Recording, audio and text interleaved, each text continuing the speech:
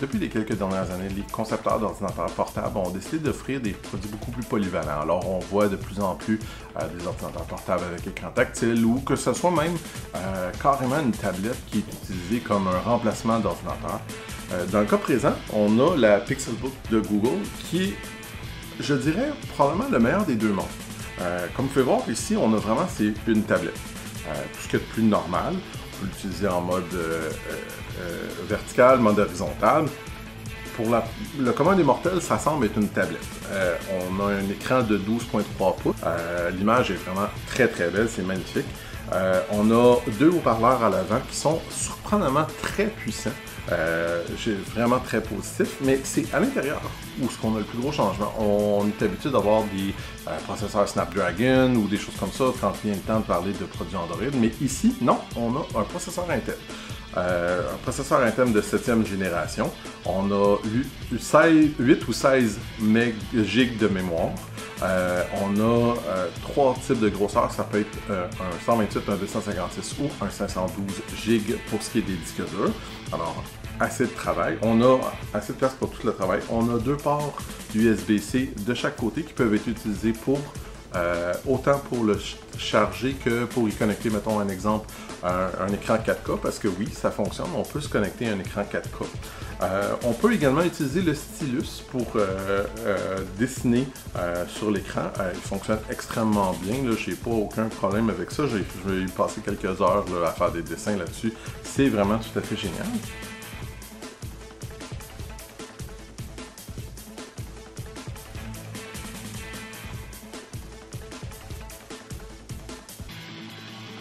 Et quand vient le temps de vouloir écrire, on peut utiliser le clavier ici présent.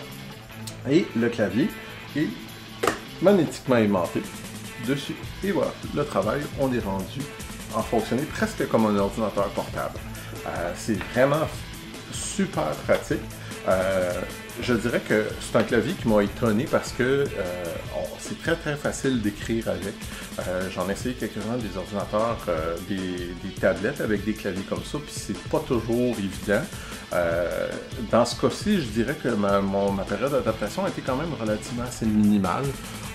En peu de temps, j'arrivais à écrire aussi rapidement que sur mon ordinateur portable, fait que c'est vraiment une bonne chose. Il est pliable dans plusieurs façons, ce qui est à dire qu'on peut le placer comme ça. Mettons exemple, si je le place comme ça, alors votre angle est quand même un bon angle, ou on peut descendre l'écran un peu plus bas. C'est vraiment tout à fait génial, ça fonctionne bien. Je dirais que le seul reproche que j'ai par rapport à ça, c'est que si, exemple, on veut voir l'écran, ben, on va avoir le clavier en dessous, ce qui n'est pas nécessairement super commode, surtout si vous le tenez sur vous. Si vous le tenez sur un comptoir ou quelque chose comme ça, vous n'aurez aucun problème, mais sur vous, je dirais que c'est pas l'idéal. Vous êtes mieux d'avoir une autre couverture. Malheureusement, le clavier ne vient pas à l'achat avec le Pixelbook, et c'en est également le cas pour le crayon. Vous devez tous les deux vous les procurer à part. Pour ce qui est du système d'opération, ce n'est pas Android, c'est Chrome OS. Chrome OS, depuis ses débuts, a quand même beaucoup changé. Au début, on était très dépendant sur la connexion Internet et des choses comme ça, tandis que maintenant, avec les nouvelles fonctionnalités qui ont été rajoutées depuis un peu plus d'un an, vous pouvez carrément installer des applications Android sur votre tablette Chrome OS. L'ennui, il y a certaines applications qui n'ont pas été vraiment faites en conséquence. Donc, je vais vous donner un exemple. Quand on a la barre du dock en bas, moi, ça m'est arrivé d'avoir une application pour écouter certaines de mes vidéos en ligne, qui, tous les contrôles étaient dans la barre en bas. Alors, je ne pouvais pas en même temps utiliser l'application et dès que je touchais, le dock ressortait, alors je ne pouvais pas faire pause, des choses comme ça. Un petit irritant, on s'entend que c'est pas la fin du monde, mais c'était irritant. On a également ici, on a un lecteur d'empreintes digitales que je trouve tout à fait génial, qui fonctionne vraiment très bien. On a juste à peser ici et ça allume la tablette et ça reconnaît notre empreinte. Finalement, c'est vraiment une très très très bonne tablette. C'est vraiment un remplacement d'un ordinateur. Et malheureusement, ben, le prix vient également avec. Elle est assez dispendieuse. C'est pas une tablette basse de bas de gamme. C'est vraiment haut de gamme qu'on a avec ça. Mais heureusement, remplit vraiment la tâche qu'on veut. Moi, je vous conseille évidemment de prendre autant le clavier que le crayon parce qu'il y a tellement de choses qu'on peut faire avec. Si vous n'êtes pas un amateur de Apple, c'est définitivement la tablette qu'il vous faut si vous voulez un produit équivalent au iPad Pro. Franchement, il n'y a pas grand-chose à redire à part le prix.